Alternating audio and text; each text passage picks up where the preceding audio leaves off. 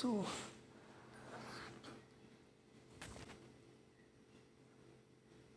I just don't know how to start this, but yeah, his name is Nikhil. He's 3 years younger to me, and he is no more. Yes, you heard me right. He's not with us. अगर मैं ज़्यादा बात करूँगा तो शायद या उसको याद करूँगा या उसके बारे में बात करूँगा तो शायद मैं रो दूँगा, बट ऐसी चीज़ों के लिए आई यूज़ टू मेंटली प्रिपेयर। काफ़ी हद तक मेंटली प्रिपेयर रहता हूँ, but not this one. This really shook me. I don't know how I explain this, but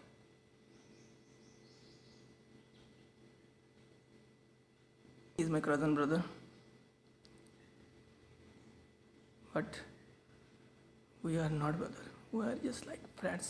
There is no filter between us. He knows everything about me. I know everything about him. Just like this. We share everything. I make this video because I don't know how many people will remember him, but I will never forget him until I die. So for the memories, I made this video. Here we go. जैसे मुझे आदत है, मैंने पिछले 10 सालों में 10 phone भी नहीं उठाए होंगे इनकमिंग में। मैं सिर्फ अपनी फैमिली से बात करता हूँ, दैट्स इट। इसके अलावा मैं किसी भी कॉल का आंसर नहीं करता हूँ। उसके साथ ही वैसा हुआ, we is not talk like for 1 year last. हम 1 साल से बात नहीं कर रहे थे क्योंकि वो अपने काम में बिजी था, मैं अपने काम में बिजी था। So this just happen. और लास्ट मंथ ही उसके बड़े भाई की शादी थी, एंड शादी से 20 दिन पहले ही हम मिले थे उसकी वर्क स्पेस पे। हमने वहाँ पे खाना खाया था, बातें करी थी, वैसे ही जैसे हम पहले थे, सेम वैसे ही। ना वो बदला ना मैं। There is everything sorted between us. There is no complaint about each others. So मैंने उसे बोला कि जब घर जाएगा तो जस्ट कॉल मी, तो शायद मैं भी तेरे साथ चलूँगा। उसने बोला ठीक है। He called me after 7 days. जब उसको घर जाना था, वो 15 दिन पहले शादी में गया था और मैं 7 दिन पहले। तो जब वो गया उसने मुझे कॉल करा और मैंने फिर से आंसर नहीं करा। I don't know why I fucked with my life. I just don't know why fucked up every time. So ऐसा ही हुआ, बट हम शादी में 1 हफ्ता एक साथ में थे। हमने साथ में काम करा, साथ में शॉपिंग करी, एंड कोइंसिडेंटली हम बारात जो थी वो दूर जानी थी और हम दोनों थे जो सबसे लास्ट में बारात में गए थे और बारात से आने वाले भी हम लास्ट में ही थे। एंड उसने वहाँ पे एक टाइम बात निकाली दैट अब मैं मर जाऊँगा बट इस रास्ते से नहीं आऊँगा। उन बातों का उस वक्त कोई मतलब नहीं था, बट अभी जब मैं सोचता हूँ so it's really fucking me up. It's really fucking me up.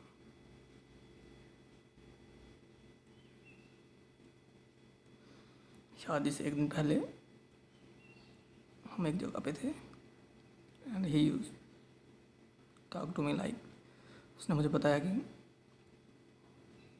जब वो अपने काम पे था, जब जॉब पे था, तो उसकी जो हार्ट बीट थी वो 300 क्रॉस कर गई हुई थी, क्योंकि यूजली बड़ी ज़्यादा आ जाती है। तो डॉक्टर ने मेरे को बताया कि तो अभी तक ज़िंदा कैसे है। तो उसको प्रॉब्लम थी, बहुत तकलीफ़ में था, बट हमें उस तकलीफ़ का पता नहीं चला जब हम इतने केयरलेस थे कि हमने ध्यान नहीं दिया।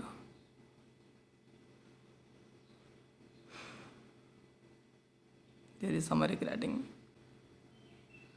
तो शादी ख़त्म होती है। शादी के 10 दिन के बाद मेरे भाई की एंगेजमेंट थी। एंगेजमेंट वाले दिन जब मैं अपने चाचा जी के घर पे गया, उसको एक्सपेक्टेड नहीं था कि मैं आ जाऊँगा। उसको लगा कि मैं उसको भूल गया। But I know what I am doing, what is right thing to do in the life. कौन मेरे लोग हैं वो लव मी, वो smile with me. I never forget those people.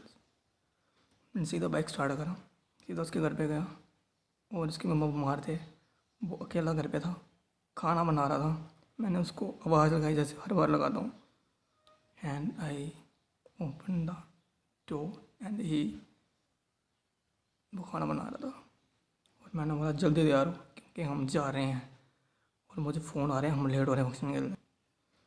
He said कि मेरे पापा गए हुए हैं और मम्मी हॉस्पिटलाइज हैं तो मैं नहीं जा सकता। मैंने बोला मुझे नहीं पता, मुझे सीधा आंसर दे, तो चलेगा मेरे साथ कि नहीं। और हाथ मुँह धोने के बाद घर वाले कपड़े और पैंट उसने नहीं पहनी, शर्ट जो थी पुरानी थी, बल्कि जो उसने पहनी हुई थी वही रखी। पैंट पहन के हम निकल गए फंक्शन में। हमने इन्जॉय करा, इतने सारे फ़ोटो क्लिक्स करे, उसके बाद हम घूमने गए। दोपहर को हमने खाना इकट्ठे खाया, उसके बाद हम सो गए थोड़ी देर के लिए। एंड शाम को हमको एक फेमस जगह पे जाना था समोसे खाने के लिए। एंड क्योंकि हमारे पास एक ही बाइक थी तो उसका छोटा भाई मेरे साथ चला गया और वो घर पे रह गया। साथ में उसको डॉक्टर ने मना करा था समोसे खाने के लिए। एंड इसके बीच में मैं आपको बताना भूल गया दैट जब मैं उसको सुबह फंक्शन के लिए तैयार करने गया था, उस वक्त उसने मेरे को बताया कि उसको सांस की प्रॉब्लम है एंड वो दवाई ले रहा है। बट मुझे बिल्कुल आइडिया नहीं था कि उसकी जो प्रॉब्लम इतनी बड़ी है। मैंने उसको इतना बताया कि तू टेस्ट कर, क्योंकि मैं बड़ी जल्दी में था, फंक्शन के लिए लेट हो रहा था। तो मैंने उसको बताया कि तू ऐसा कर, पहले टेस्ट करवा ले, टेस्ट करने के बाद पता लग जाएगा कि प्रॉब्लम क्या है, देन ट्रीटमेंट स्टार्ट करते हैं। उसने बोला तो मेरे साथ है ना, हम इकट्ठे चलेंगे। हमारे बीच में कोई फिल्टर नहीं था। सो मैंने उसको बोला चलते हैं, बट उसके बाद हम घूमने के लिए निकल गए और फिर वो टेस्ट रह गए। और नेक्स्ट डे मुझे अपनी ऑफिस में आना था, जॉब के लिए आना था। सुबह निकल गया एंड आफ्टर 4 days, क्योंकि मैं हर शाम को अपने पेरेंट्स से बात करता हूँ, एंड मैंने शाम को कॉल करा घर पे तो मेरी मम्मी ने मुझे बताया कि वो बड़ा ज़्यादा बीमार है। उसी टाइम मैंने उसको कॉल करा और पूछा क्या है। बोलता कुछ नहीं, वही सांस की प्रॉब्लम है, सांस नहीं आ रही यार। मैंने बोला तो चल फिर ठीक हो जाएगा। बोलता मैं चल रहा हूँ तो फिर मेरे को मेरी सांस फूली जा रही है। मैंने उसको बोला कि जैसे सुबह होती है, क्योंकि रात का टाइम था, मैंने उसको जैसे सुबह होती है तो निकलो वहाँ से, ज़्यादा प्रॉब्लम है, जम्मू में आ जा, यहाँ पे किसी को आते हैं। तो उसने बोला मुझे दाखिल नहीं होना है, हॉस्पिटलाइज नहीं होना है मेरे को। तो उसके बाद मैंने उसको खाने वाने के बाद पूछा कि खाना खाया कि नहीं। उसने बोला कि उसने खाना अभी नहीं खाया। And that is the last time we talk. मैं सोया हुआ था सुबह, my dad is call me sad.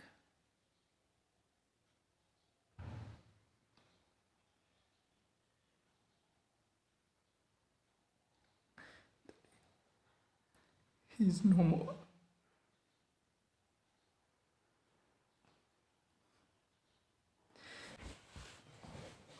God,